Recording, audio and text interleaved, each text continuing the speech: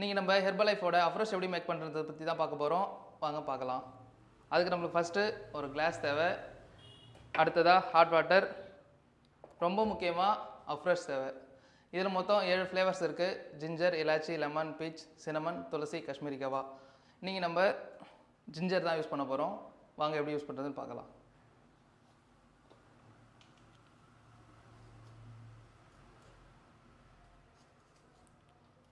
First அஃப்ரெஷில் ஒரு scoop எடுத்துக்கோங்க. கிளாஸில் போட்டுட்டு உங்களுக்கு தேவையான அளவு ஹாட் வாட்டர் யூஸ் பண்ணிக்கோங்க.